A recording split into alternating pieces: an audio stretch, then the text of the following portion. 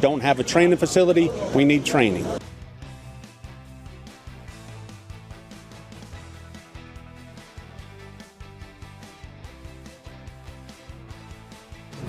Good afternoon. We made it to Friday and the eve of the Labor Day weekend. Thanks so much for joining us today here on Fox Local. I'm Tom Haynes. We got a lot going on today. I want to take you live to the Big Easy, where today marks the 20th anniversary of Hurricane Katrina. This is a live picture there of New Orleans. We're going to talk to somebody who was actually on the air anchoring coverage of Hurricane Katrina as it came ashore and in the days leading up to the impact of that storm. Some really interesting perspective from this former news anchor for you this afternoon, and insight as to what happened that day and what's happened in the 20 years since Hurricane Katrina struck that fabled city. Also, live pictures from the CDC, where there is a new acting director in the midst of some serious turmoil at that agency. This on the heels of the firing of the current director, Susan Menares, and that huge rally that took place yesterday outside the CDC, right there on the foot of the campus on Clifton Road. So we're going to take you to the CDC for the latest information on what's happening there on the day that President Trump appoints a new interim director. But we begin in DeKalb County, where there is a manhunt this afternoon. A man who was sentenced to 90 years in prison and then fled last year. The question is, where is he? And why all of a sudden are authorities renewing their effort to find this man? He's considered armed and dangerous. Tyler Fingered outside the DeKalb County Courthouse this afternoon with the day's new information for us. Tyler? Yeah, Tom, good afternoon to you. Well, I can tell you that court records show Brian Tripp should be serving a life prison sentence right now, plus 65 years, meaning at this very moment, he should be in a Georgia Department of Corrections facility. However, he is not, and that's because the DeKalb County Sheriff's Office says he took off in the middle of his January 2024 trial. And so you may be asking, why are we talking about this today? We are in August of 2025. Well, the reason is because they tried to take him into custody today at a DeKalb County apartment complex. I want to show you some video from where all of this went down. We had a photojournalist on scene this morning at about 8 a.m. as all of the SWAT units and different police units showed up at this apartment complex on East Ponce de Leon Avenue Friday morning to try to search for 38-year-old convicted felon Brian DeAngelo Tripp. The DeKalb County Sheriff's Office says the apartment complex is one of Tripp's known addresses, and they were hoping to finally take him into custody. Deputies say he was out on bond during his January 2024 trial and jumped bail in the middle of it. The trial continued without him, and records show Tripp was convicted by a jury of kidnapping and street gang charges, among others. He was sentenced to life plus 65 years in prison. While on the run, records show Tripp picked up another charge. According to this arrest warrant, a DeKalb County grand jury indicted him in April for allegedly helping conceal the death of Anthony Woodland by putting his body in a suitcase and setting it on fire in a wooded area in January of this year, so 1 year after that other trial. A neighbor who saw Friday morning's SWAT situation says she hopes law enforcement can track him down after seeing what happened at her apartment complex. Take a listen.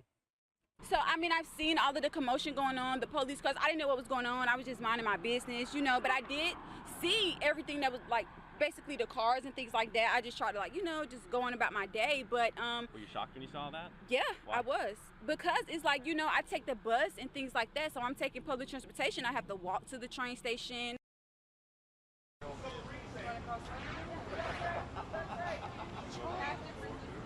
Who they are trying to track down.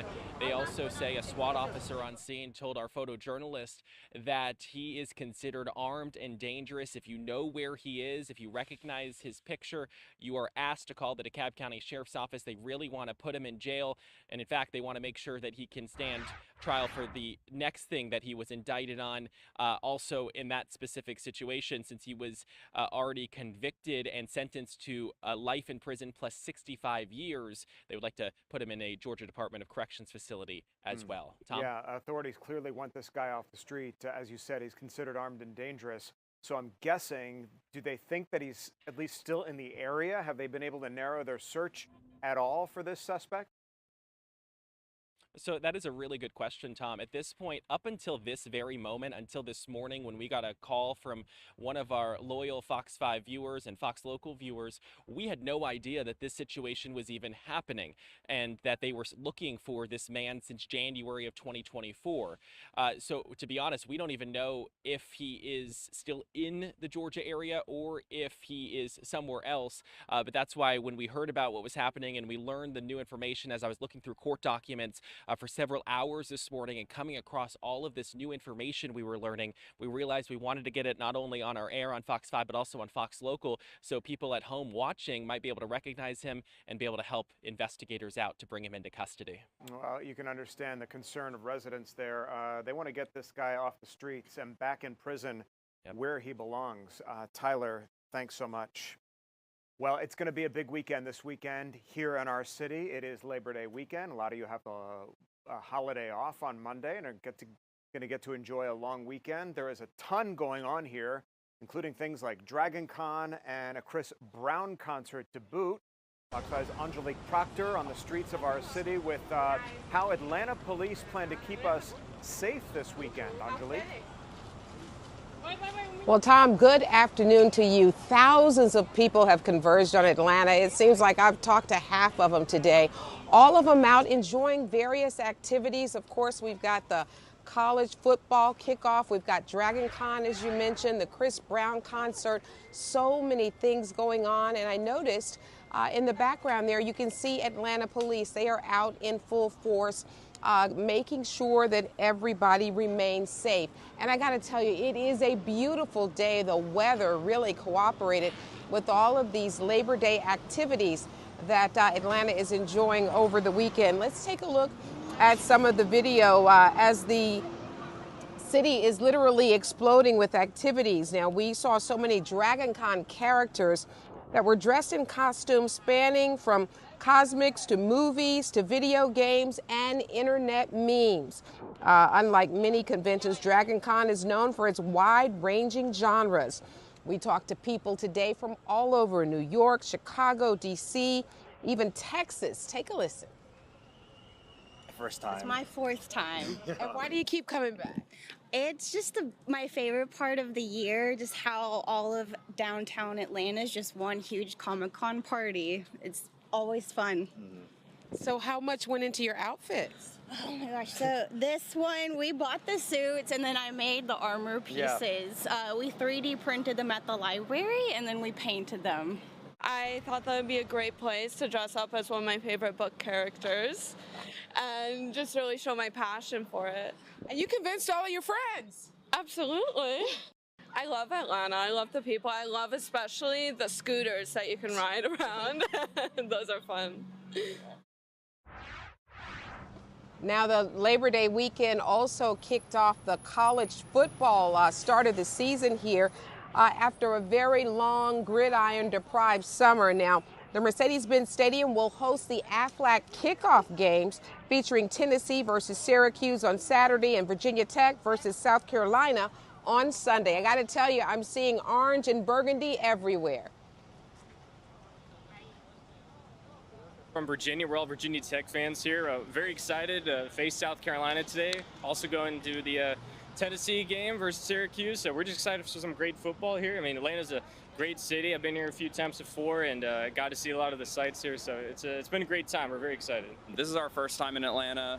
We checked out the Olympic Park over there yesterday. That was pretty cool. We did the aquarium.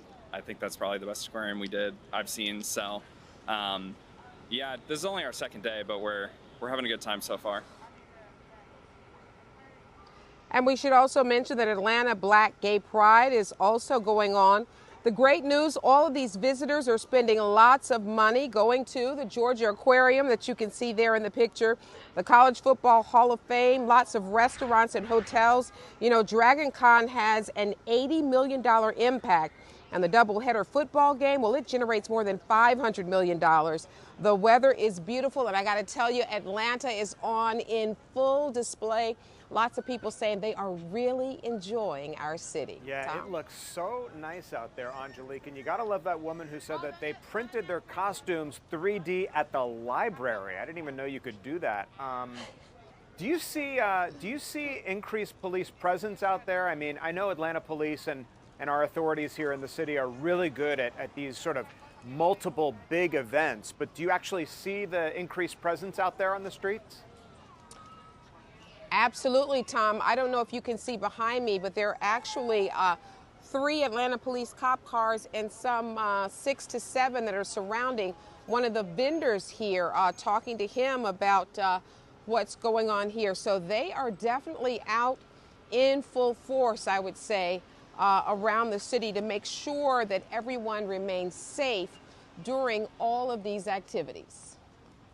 Yeah, well, as I said, we feel like we're in good hands with the Atlanta Police Department. They always pull things off without a hitch, as you demonstrated there today. Angelique, live on the streets of downtown Atlanta on what is a beautiful eve of Labor Day weekend. Angelique, thanks. We want to take you now live to the CDC, where there is breaking news today. We are getting word about a new interim CDC director just named by the White House today. This after the firing of its former director, Susan Menarez, the White House appointing the Deputy Secretary of the Department of Health and Human Services, Jim O'Neill, to now lead the agency. The second time this year a new CDC director has been named. Menarez was ousted on Wednesday, just months after she got this job.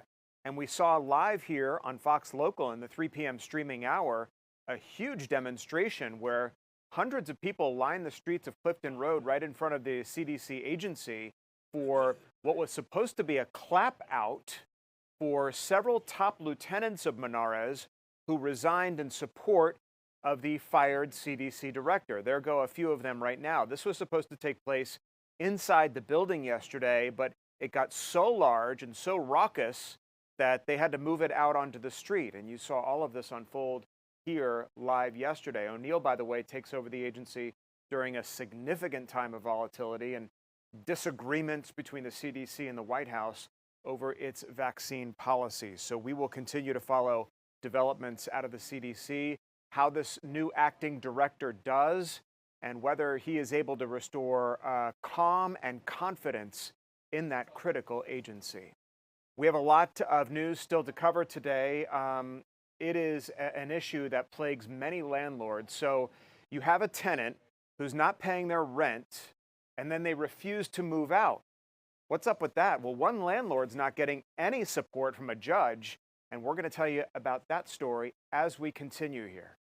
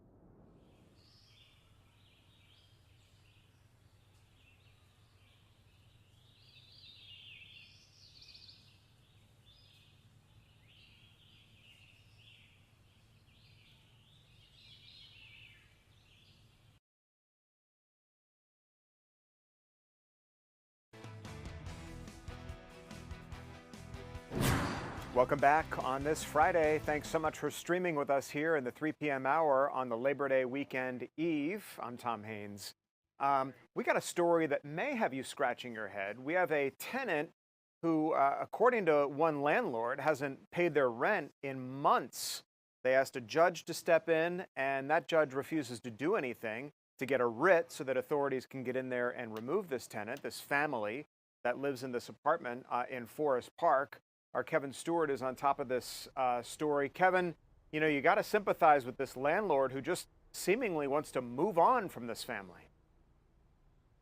Yeah, you know, this is a family from Atlanta, two educators, and they're renting out their old house in Forest Park. They've been renting it out for several years, and they're saying their current tenant is a nightmare. They've been trying to get her to pay since March. And they said they've been having some problems with her for a while. She paid the first couple of months and not since then. The big problem here, they're saying, is, which makes this so terrible, is that they've been trying to evict her, but they can't get that process started because while they've gotten a judgment, they can't get the Clayton County magistrate judge to sign a writ of possession to kick off this process, which is really frustrating for them. Take a listen. I don't have the full amount. I got this amount. I know I can pay this. We can work something out. We're reasonable people. Everybody goes through stuff. I've gone through stuff in my life. But to sit in somebody's property, file frivolous, fake appeals, go to different courts, and then this is the thing that really got me about this whole process. Generally speaking, when you file appeals, you have to pay the court costs. She's also been getting fee waivers, so she has no skin in the game. All right, so now you probably could tell from that soundbite is that there's been no communication from the tenant and the landlord. He's saying like, hey, look, if you're struggling, having a problem, we can work something out, but that never happened. In fact, we're told the tenant actually sued the homeowner saying that they were being harassed, saying that, you know, you're being unreasonable. That got tossed out. And they're saying what they believe here is that was just a ploy to kind of stretch this whole thing out. They're saying, hey, they understand times are hard and that you can work with someone, but they believe this is nothing more than a squatter scam, just trying to stretch this thing out and stay in their home for free. Tom? Do you know, has there been any explanation on the part of this judge as to why he or she won't intervene here on behalf of that landlord and allow that landlord to move on? Well, right now we're at the Clayton County Courthouse right now. We went to the magistrate court to see if we could talk to any magistrate judge, but primarily the chief magistrate judge, and we were told the judge is not here today and won't be back until Tuesday. But the family has called down here, been here numerous times, can't get a straight answer. Typically what ends up happening, they say, is they get a telephone number and they call that number and no one picks up. So it's really a mess. They believe that what's happened is you've got red tape madness. I was going to use another word, but kind of madness. And it's really frustrating. You can understand that because you say, you know, like I said, these are educators. These aren't people with big money. They said they're not investors. And right now they're having to cover 2 mortgages, which, you know, that's hard for folks. Sure, especially when, you know, you're just trying to stay afloat, and you could hear it in the voice of the landlord that you interviewed, how stressful this is for he and his family. I mean, if they don't start getting rent or this process moves on some way, somehow, they might lose that house. Yeah, that's the fear. The wife told me, she said that's something that they've talked about, but they don't want to lose that property. They don't want that to be a blight on their record, their credit. Their goal was to move to another community to better themselves, their child, leave it as a potential home for their child while generating some income, you know, just like a lot of people try to do. They thought they were doing the right thing, and now they're stuck. They said they've been renting for several years, and usually has worked out well, but this tenant, it's just been a nightmare. Your heart goes out to them, and it's a story that we're going to stay on top of to see what that judge does after he comes back from the holiday weekend. Kevin Stewart live in Forest Park. Kevin, thanks. Well, we're going behind the scenes this afternoon into policing and public safety in South Fulton. It was a ride-along, a bus tour of sorts for officials to show off how the city of South Fulton is trying to keep its community safe. and our Kim Leffler went along for the ride. Kim, tell us about what you did and what are some of the things that they showed you today? Yeah, well, the goal of this bus tour was for residents to be able to see the current police and fire facilities here in the city of South Fulton and the need for new multi-million-dollar facilities, which the city council did approve last month. I'll take a look at some video that we got a little bit earlier of that tour as they were visiting the precinct here in South Fulton. Now, several residents took part in that tour. Currently, city leaders say spaces for police and fire are spread out, and the precinct here is very small. It's based for 90 police officers. The fire chief also says they have to go out of the county to train firefighters, and having that space for firefighters here in the city will allow for more effective and efficient training. As I mentioned last month, South Fulton City Council voted to advance the 2 projects for the fire training facility there and the headquarters for the police department, planning to use debt financing to fund the project and not raise the millage rate for residents. Now take a listen to what one resident had to say about seeing the current facilities firsthand. Opportunity to actually see firsthand how everything, the day-to-day life of what our police and fire officers have to go through, and some of the conditions are deplorable. Really, to have to come to work and work under these conditions is just unacceptable. Were you surprised at what you saw? Yes, I'm blown away. Actually, blown away. It's terrible. What's the most surprising? The space. They don't have enough space. The logistics. The evidence is one place, and the investigation is another place. It's just horrible. And I hate to keep saying that, but it is. It really is. But I'm glad to know that there are, our people are doing more to try to improve the conditions, because it's very important for safety for our residents. So you think this new facility is needed? It's absolutely way over needed. Yes, I do. Right now, city leaders say the goal is to begin construction of these facilities in 2027. And the spaces here are really spread out. For example, for the the police department, the area where they store evidence in their warehouse is about 20 minutes from the spot where we are right now in this precinct. And we also stopped at the fire maintenance facility there, and the chief says that space is really too small for them to be able to do any maintenance on the fire trucks. They have to bring them outside, and there's also one gas pump to fill all of the emergency vehicles that the county uses. But he says that the new space will certainly be a big benefit for his team. Tom? So Kim, let me just be clear on the motivation behind taking these residents on this tour. Was this for the city of South Fulton to justify this new facility, or was it to try to earn their support in upgrading their current facility there and sort of campaigning for better equipment, better resources on the part of the community?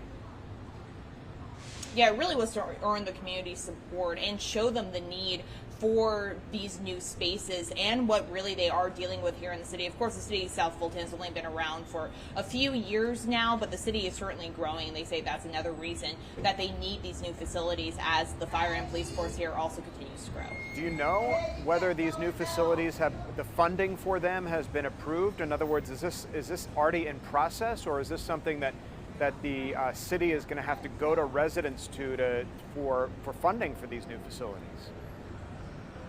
So the South Fulton City Council did approve the projects last month. It's right around $100 million, and they say that they're not going to be raising the millage rate at all for residents in order for those to happen.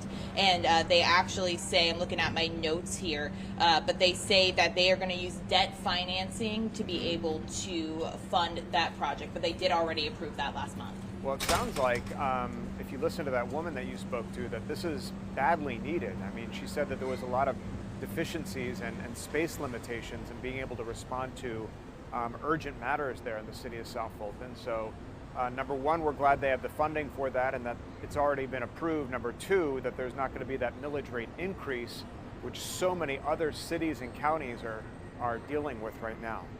Kim Leffler, live in the city of South Fulton for us. Kim, thanks. Well, as we said, today marks the 20th anniversary of a very somber and devastating occasion. That is Hurricane Katrina striking New Orleans. As we take a live look at that city, a cloudy day there in New Orleans. 20 years later, we're going to talk to a news anchor who was actually on the air when Hurricane Katrina struck, and in the days leading up to that storm. What kind of warning did residents have, and why wasn't the city better prepared for this massive Category 5+ storm? We tend to forget things like that happen, but we're going to bring you some of the most compelling images, talk about the migration from areas like New Orleans into our own city and Texas, all as we continue here in the 3 p.m. hour of Fox Local.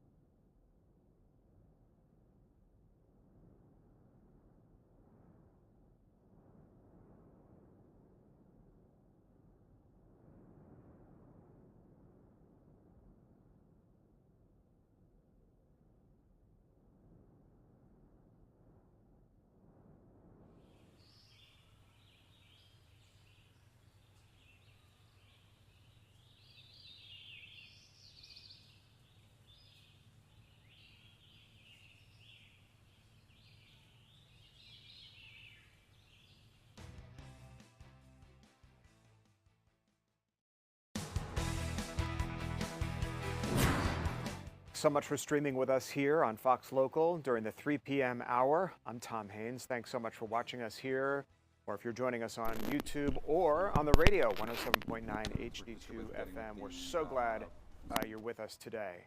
Today marks a very somber anniversary. It's been 20 years since Hurricane Katrina struck New Orleans and devastated that city and upended and ended so many lives. That community marking the occasion today with remembrances of that fateful day. Dennis Waltering was on television that night. He was an anchor at the CBS station WWL-TV on the air anchoring coverage of Hurricane Katrina as she made her way toward the coastline there. And really, Dennis, in the days leading up to Hurricane Katrina's arrival, you know, as a reporter and anchor in Miami, I anchored my share of coverage of hurricanes, and I know that the anticipation of those storms in and of itself is unnerving. But tell us about that night and in the days leading up to the arrival of Katrina. Well, it was Friday night when we got the alert that the storm was really headed toward New Orleans, and at that point, a lot of plans were changed. My wife and I had planned to go to a wedding in Austin. We canceled that. She packed up. My daughter and puppy dog got in the car on Saturday. They evacuated. I went into the station, and for the next almost a month, we were on the air around the clock live. The station management had made plans months earlier in case of a hurricane to have half of the news staff go to Baton Rouge to the LSU Manship Communications Studios to work out of there, so that in case our facilities in New Orleans were damaged, we could stay on the air. One of the other anchors, Mike Hoss, and I were among those who stayed in New Orleans. Sunday night, as the storm came in, we were on the air co-anchoring. And around 9 p.m., a producer ran into the studio telling us what we were also hearing in our earpieces: throw it to the team in Baton Rouge. We have to get out of here. Wow. And so we had to close it down, send it to Baton Rouge. We went to the Hyatt Hotel, where all of us were going to be riding out the storm on the 3rd floor, where there were no windows. That night, as the storm came in and pounded down, a photographer and I went up to my room actually, in the hotel, just to see what was going on, to see the storm from that vantage point. And the windows had been blown out. And as we opened the door, a fierce force of wind was like sucking us into that room. I held on to the photographer, Jim Pennison, as he leaned in and got some shots of what was going on. The next day, we go outside after the storm has passed, and we saw debris and glass in the streets, and it was like a hurricane had come through. But it was not as bad as we had feared, because there was no water in the streets or anything like that. We thought we had gotten off pretty well. It was hours later, we went back to the station, and a couple hours later, the Mayor Nagin, called a news conference, which I covered. And at that point, we were hearing the worst. He said that the 911 center is getting frantic calls from people in attics, on rooftops, stranded in water, flood walls that had broken, had caved in, and people were begging to be rescued. So at that, I called that information into the team in Baton Rouge. They were on the air at that point. We knew at that point that flood walls had fallen in. The 17th Street Canal flood wall had caved in. The Industrial Canal was overwhelmed. And that's when we knew the worst had indeed happened. And were you able to get your chopper up to see some of the damage in the immediate aftermath of the storm? No, we did not have a chopper to go up. We went onto the elevated expressway over this neighborhood called Treme, which was flooded, and we could see rescuers, firefighters in boats, wildlife and fisheries, just people volunteering with boats, going out to rescue people, bringing them up to the roadway. Somehow they got up to the roadway from the floodwater, and they were scared. They had lost everything. They were worried about loved ones who were still stranded on rooftops, in attics. The photographer, Jimmy Pennison, zoomed his camera into the distance, and we could see people breaking out the attic windows and waving T-shirts and anything they could find to get the attention of rescuers, to get them. Obviously, New Orleans was very ill prepared for something like this, whether or not they didn't just foresee a storm with this kind of magnitude coming into I don't know if ill prepared is the right word. What about these levees that broke? Obviously, the levees broke. That was it. The Army Corps of Engineers levees were poorly designed and poorly built. In fact, in one case, the 17th Street Canal, which was one of the first levees that failed, investigations afterward found that, first of all, almost a year before the hurricane hit, neighbors on the east side of the 17th Street Canal had noticed that they had water in their backyards. The Sewage and Water Board came out and said, "We don't have pipes there. That's not from us." It turned out that the sheet piling that went down to protect the levee walls wasn't going deep enough. So the water was seeping under the sheet piling into sand, into these backyards. That was one reason the levees caved in, because they weren't stable enough. And a lot of that kind of thing happened. Dennis, tell us, if you will, about the devastating images that we as television viewers were witnessing in your city at that time, and just the heart-wrenching pictures of people up on their rooftops begging to be rescued and begging for help. And there's so many countless numbers of people that were downright stranded with nowhere to go. Yeah, absolutely. Lots of people. The rescue effort went on for a week, pulling people off of rooftops, in attics. The deputy police chief said that the 911 center was overwhelmed with these phone calls, and the 911 people were traumatized themselves because they were getting calls from people saying, the water is rising. I have no place to go. What can I do? Help me. And there was nothing they could do except try to help them, try to just comfort them. I mean, but there was it was hard to get to some of these places where the people were. Boats, helicopters, that kind of thing eventually came into play. And then the cooperation or lack thereof between local officials and the federal government to be able to precipitate the recovery of your community after this storm didn't help matters very much, did it? Yeah, there was the mayor and the governor did not get along. They didn't see eye to eye, and the federal government, the White House, President Bush, each one seemed to want to have a priority over what was going on. There was like a rivalry. Finally, on Wednesday after the Monday storm came in, General Russell Honore, Army General Russell Honore came in and he took charge. He was the John Wayne of this event. And he at one point he was in a meeting with FEMA and some of the other leaders, and they were arguing. FEMA was talking about the rules and the process they had to follow and the Stafford Act and all of this stuff. And Russell Honore says, F the rules, this is a disaster. We have to get these people out of here. Yeah. And he's the one who got the buses finally in. And also, there was a lot of misinformation broadcast locally and also nationwide about violence and snipers and that sort of thing. What happened was, first of all, there was a report that a woman was raped, a girl was raped. Someone told the police chief a girl was raped in either the convention center or the Superdome, I forget which it was, but he goes on TV and reports that, says a woman was raped. It never happened, never happened. Then there were reports that snipers were firing at helicopters. That's not what was going on. People who wanted to be rescued were shooting guns into the air, trying to get the attention of rescuers. Yeah. So the impression went out that there was all kinds of violence going on, lawlessness. And the final wave of National Guardsmen came in on Friday. They had their guns drawn like they were they're going into a war zone. General Russell Honore said, put your guns down. Put your guns down. You're here to save people. You're not here to, shoot anyone. And at some point, the governor had talked about shooting looters. And that's one reason they came in with guns drawn. Russell Honore said, we're not here to protect real estate. We don't care about protecting real estate. We're trying to get these tens of thousands of people out of here to safety.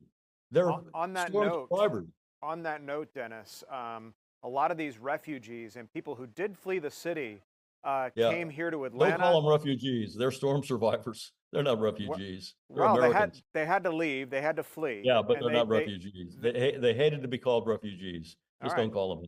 Fair enough. But they came here to Atlanta. They went to Texas. They had to restart and rebuild their lives in a place that they didn't necessarily call home, which is the foundation of my question here. How did that change your city? Well, some of them stayed where they wound up. A lot of them who went to these places, they were taken out on buses on Saturday after the storm, and starting on Saturday, and they didn't know where they were going. They were told they had to get on planes. Some of them didn't want to get on planes. They wanted to stay in Louisiana. But they wound up in places like Atlanta and Houston, and some of them came back, some of them rebuilt.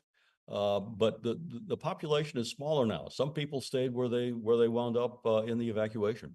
Yeah, that's kind of what I was after. You lost a huge chunk of your population there in that awesome city, and you just gave us some really, really amazing perspective of that evening and the trauma that Katrina brought to your city. We're so glad that New Orleans is what it is today. They've undergone an extraordinary rebuilding effort in the 2 decades after that storm. Dennis Waltering, news anchor for the local CBS station on that fateful evening. Dennis, thanks.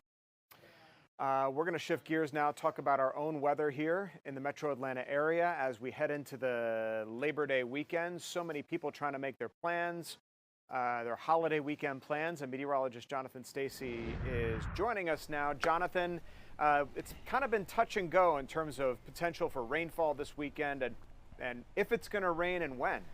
And that vibe is going to generally continue, Tom, as we get deeper into the weekend. It's going to be kind of touch and go. We're going to see if things work out. But there will be moments in time in which you can embrace all that the outdoors has to offer. Today, likely the warmest day of the next 3 to come. So if you're like me, I'm like, okay, the heat's doing a little too much right now, okay? Like I like where we were going. We're about to trend back down, and we'll shave a degree or two off really over the next 2-3 days as we approach what will be a new month, but not a new weather pattern. Right now, you're basking in the warmth there in Rome, 85 degrees, 85 here in Atlanta, 82 in Canton. Haven't made 80 up there in Blairsville. You're at 79 degrees. We have some clouds up there, and we also have clouds in the way of rain clouds over Griffin and for other points down to the south. In fact, first, let's inspect things here as you get closer to Troup County. On either side of the Troup County, Meriwether County line, we have a couple cells that have broken out. No thunder or lightning associated with those. And then we have a really strong cell over here in Spalding County on the east side of Griffin. You all are getting hit pretty hard.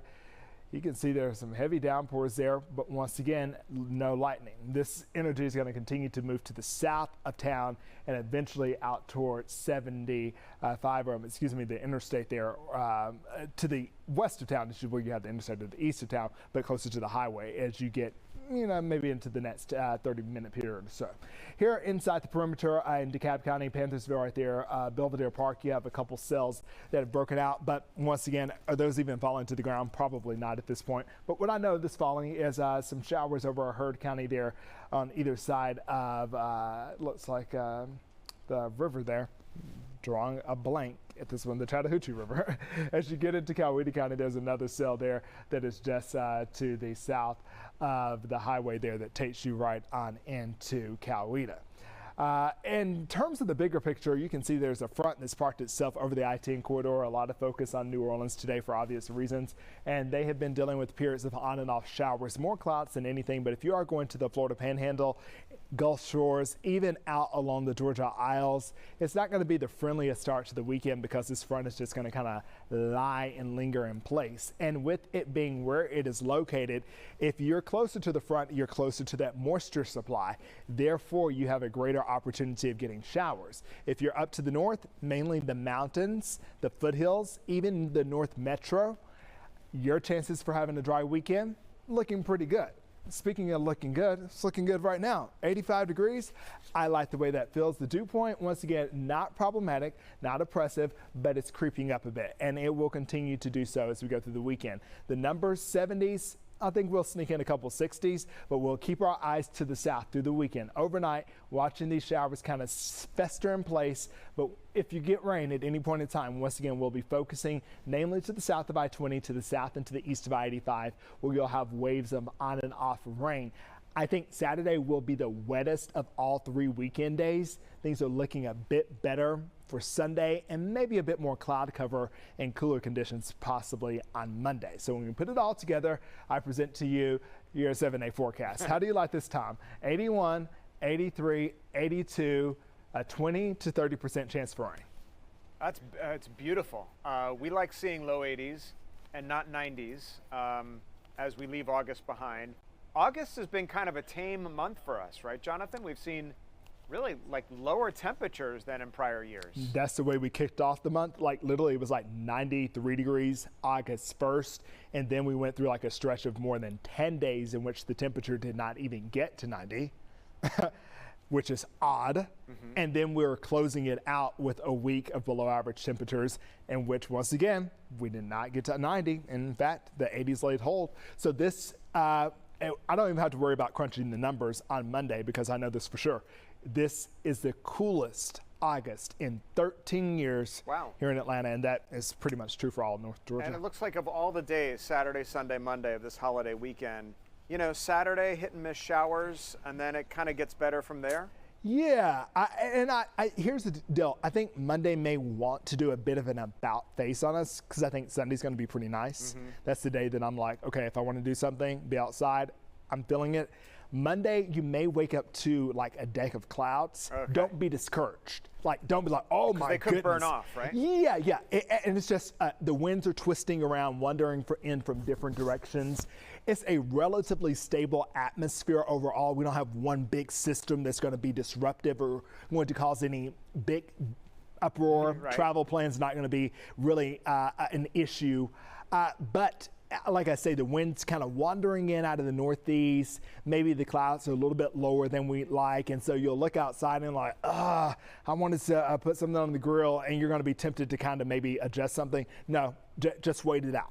I think we can put up with, a couple of clouds, maybe a couple of showers in exchange for these beautifully low temperatures. I've been around for a little while, and I have not seen a Labor Day weekend forecast so calm, chill, and cool. And I say that locally and abroad, because generally at this point in time, we're looking either in the Gulf or in the Atlantic for some tropical issues. And that's not even the case. Things are relatively calm. So the bearer of good news, Jonathan Stacey. I wish I was off Monday. Are you off? Me too. No, I'm going to be right here, streaming with you in the 3 p.m. hour with you. And everybody else. Okay, great. Wonderful. Jonathan, see you there. Thanks. Well, we've been talking about these cool temperatures, these false falls, how beautiful August is. 'Tis the season for it to start feeling like fall. We're going to head up to talk about jack-o'-lanterns and mums and all things Bert's Pumpkin Patch as we continue here.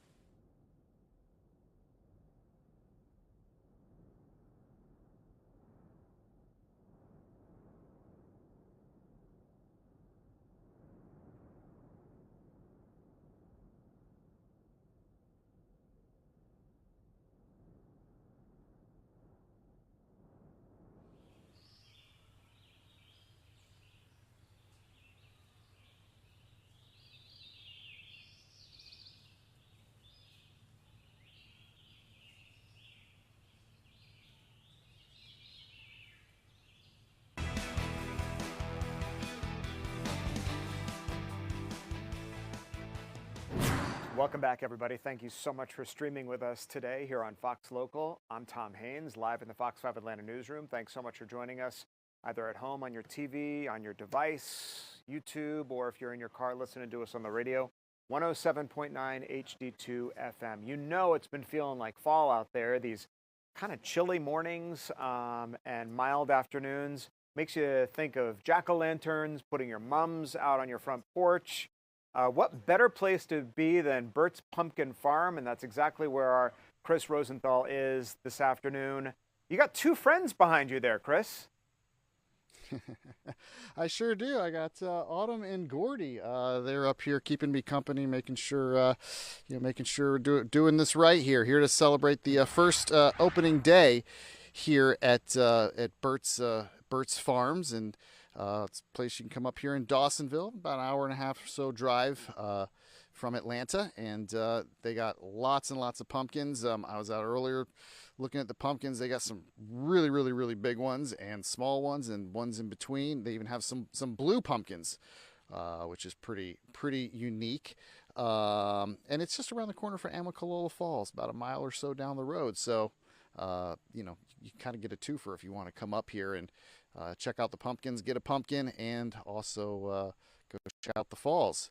But I'm going to step behind the camera here, and I am joined by Tyler here from the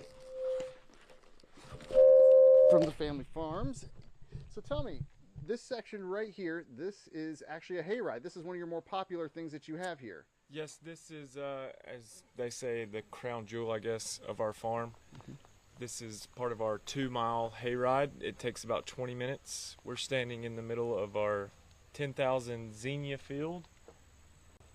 And this is Autumn and Gordy, that, as you were referred to earlier, are talking pumpkins. They like to share a little story and, you know, kind of give a behind the scenes of how we started.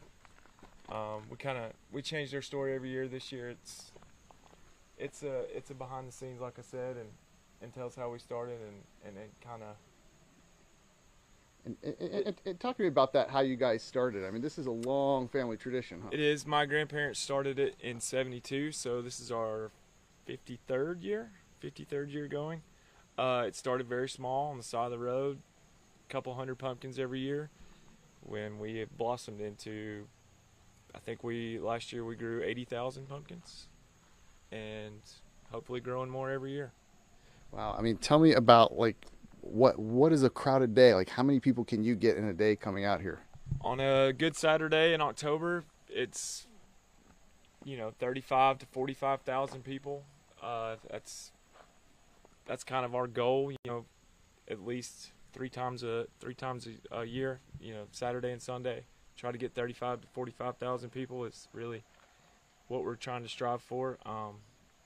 As I was telling you earlier, we're just incredibly blessed.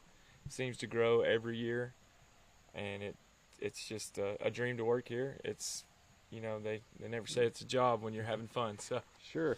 And, you know, not just pumpkins. You guys have a lot of good food options. I tried some of them earlier. Talk to me about that. Yes, sir. We have all the pumpkin goodies you can imagine. We have pumpkin pie, pumpkin roll, pumpkin bread. We have apple stuff, apple bread, delicious deep-fried apple pies, and they're all made here on the farm. We have a huge kitchen that going, you know, every day. We make the pumpkin rolls during the summer, so we're making stuff while we're not even open. So we are always trying to pump stuff out of that kitchen, and it seems to grow as well. Yeah, I tried some of that pumpkin roll earlier. It was really good. The fried one, really good. Yes, the fried one is it's newer, but it's a fan favorite to say the least. Sure. And now, so if you take this hayride path, this is sort of the path here. You get to go by the zinnias. You get to go by Autumn and Gordy, but then also there's kind of a special view at the end, huh? Yes, it's a view of Amicalola Falls, and as I was telling Chris earlier, it's probably the best view of Amicalola Falls in the whole county. It's at eye level, and it's right at the very end of the hayride. As you go back down into the parking lot where you exit the ride, it's perfect. We kind of try to stop and let people take pictures. It's pictures worth 1,000 words, and I don't have the words to tell you. It's beautiful, absolutely breathtaking view. And is that open every day, or when can people come join that? Every day, starting September 15th, the hayride is open every day from 9 to 5. 5 is our last hayride of the day. And sometimes we run them a little earlier than 9, so you know, the gates open at 8. Buy your tickets and hop on and enjoy the 2-mile 20-minute ride. Nice. And you know it's about pumpkins, but let's go take a look at these plants here, because you know I'm a sucker for some butterflies, and you're telling me you know these are some pollinators here too, huh? Yes, sir. We have, like I said, it's around 10,000 to 12,000 zinnias, and the pollinators, as they're called, they're just multiple. We have multiple species, tons of butterflies, honeybees, bumblebees, wasps, all that kind of good stuff. As we like to say, pollinators. You know, they're a friend to all, especially us pumpkin growers. If we didn't have pollinators, we wouldn't have the pumpkins to sell. So, Chris, it's we try to give. Very cool. Very cool. Awesome. Yes, Tom. The grounds, I'm just like blown away by how beautiful it is. And it's so quiet up there, you know. I mean, as he said, you have Amicalola Falls just up the road there. So peaceful, so quiet. What an amazing way to spend the weekend with your family. And it's open as of today, correct? The hayrides start later in September. Yeah, the hayrides start later, but yeah, today it's open, and you can come out here this weekend, and right. yeah, they have the hayrides in the morning, but yeah, today is the first day. So well, thank Tyler for us. It looks like another great year at Bert's. We know they're going to be like slammed with a lot of people celebrating the start of the season. Chris Rosenthal. Chris, thanks. Speaking of fall, it is high school football season. Friday Night Lights. Every Friday we pair up with 680 The Fan to bring you the best of high school football. And our Eli Jordan is previewing Colquitt at North Gwinnett, we understand, Eli. And where are you standing? You look like you're in an office. Hey, Tom, yeah, it's quiet here now, but later, this is the visitors' press box. Later on, it's going to be packed out there. And I work with 680 The Fan, our partners, and I shoot and edit the call of the week, and they will be set up right in here. And I will plug into their audio board, and then I will run outside, and I will come right out here, down onto the field, running up and down the sidelines, getting all the good highlights going on of North Gwinnett. Colquitt playing each other. North Gwinnett is coming off of a loss last week, their first loss in their first game, and Colquitt coming off of a win, so it's going to be a good one.